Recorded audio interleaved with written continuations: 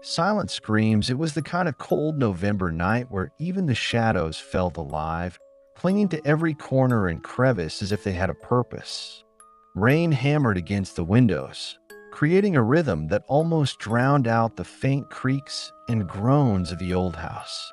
The channel Silent Screams was known for unearthing the darkest, most terrifying stories, and tonight's tale was no exception. It was one of true horror, of events too chilling to forget.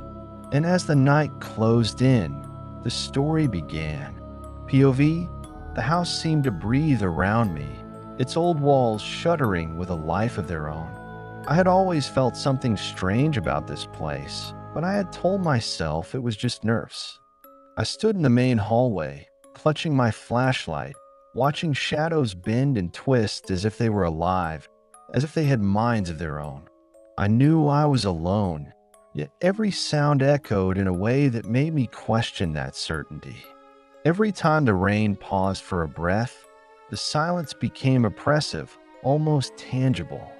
I took a shaky breath and moved down the hallway, feeling the wood creak beneath my feet. My heartbeat thudded louder than my footsteps, and the damp smell of rot seemed to thicken with each step. I reached the end of the hallway and opened the door to what had once been the sitting room. Dust floated in the air, caught in the faint glow of my flashlight, and for a moment, I could have sworn I saw something move within the beams of light. I froze, my heart hammering as I tried to convince myself it was just dust, nothing more. But then the silence broke. From somewhere deeper in the house, I heard the faint sound of a door creaking open. I turned sharply, the flashlight trembling in my hand as I scanned the shadows. There was no one else here, no other explanation. The sound of footsteps echoed down the empty hall, slow and deliberate, each step seeming to bring the unseen presence closer. Is someone there? My voice came out in a whisper, shaky and uncertain, swallowed up by the silence almost as soon as I'd spoken. The footsteps stopped. An eerie, chilling silence filled the air, and I could feel the weight of something watching me, something hiding in the darkness. My skin prickled as I turned back toward the sitting room, trying to ignore the overwhelming sense of dread that clung to me like a second skin. The flashlight's beam caught something odd, a faint outline on the wall, a handprint, large and smeared as if someone had pressed their fingers into the old wallpaper. The sight sent a chill down my spine. I stepped closer, raising my flashlight to get a better look. But as I did, I noticed something even more unsettling. The handprint wasn't just pressed into the wall. It was seeping, almost like it was fresh, as if someone had just left it there. My heart raced, and I took a step back, almost tripping over a chair in my haste.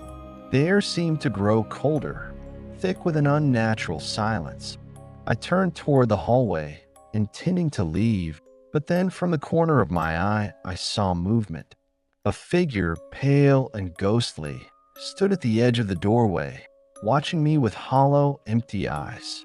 I froze, my breath catching in my throat as I took in the figure's twisted features.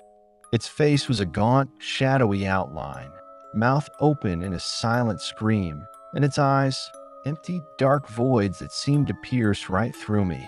The figure began to move, drifting closer with each step, its movement slow and deliberate, as if savoring the fear it was stirring in me. I took a shaky step back, unable to tear my gaze away. The apparition was only a few feet away now, and I could feel a chill radiating from it, an unnatural cold that seeped into my bones. My breath came in shallow gasps as I stumbled back, my hand fumbling for the door. But the figure was relentless, its hollow eyes locked onto mine with a terrible intensity. It reached out a bony hand, fingers curling as it drew closer, and I could feel a suffocating dread settle over me. Every instinct screamed at me to run, but my body felt frozen, rooted to the spot by an invisible force. The flashlight flickered, casting twisted shadows on the walls, and in that brief moment, the figure vanished. I stood there, breathing hard, my heart pounding as I scanned the room, but there was nothing, just the oppressive silence and the faint smell of decay that hung heavy in the air. Then, just as I thought it was over, I heard a whisper. Soft, almost inaudible, yet unmistakable. Leave.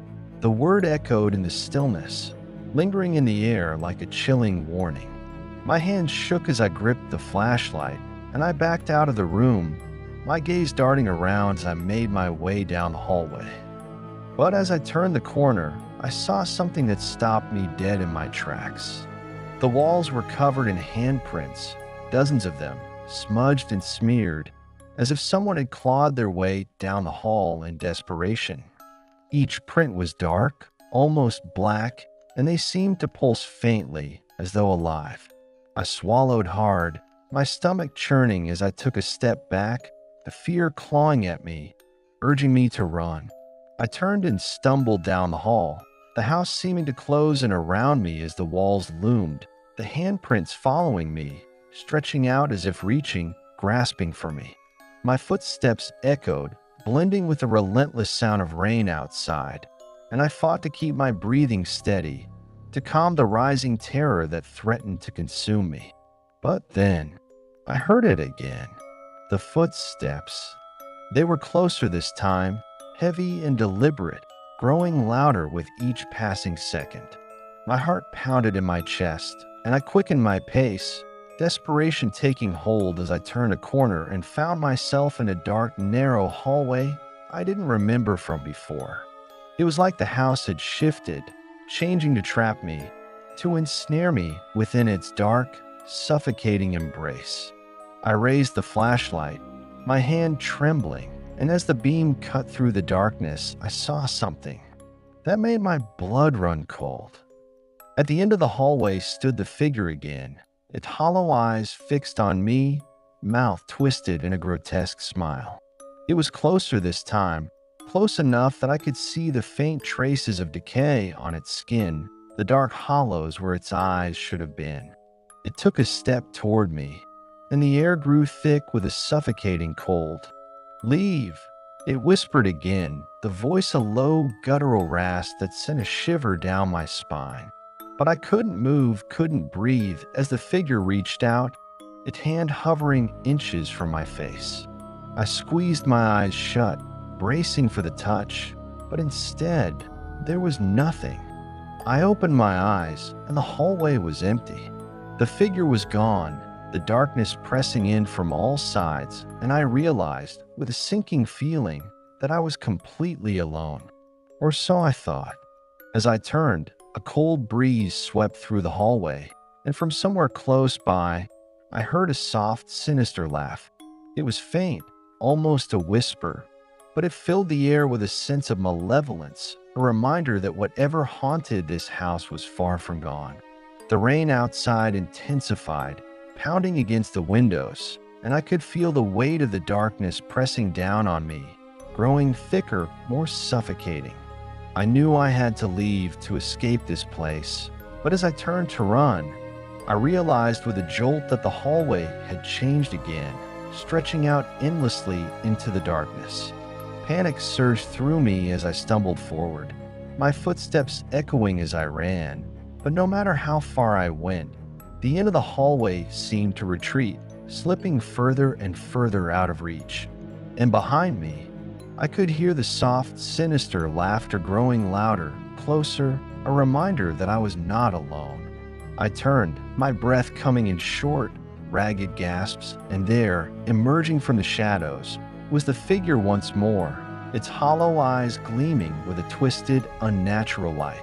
It moved closer, its twisted smile widening as it reached out, and I knew in that moment that escape was no longer an option.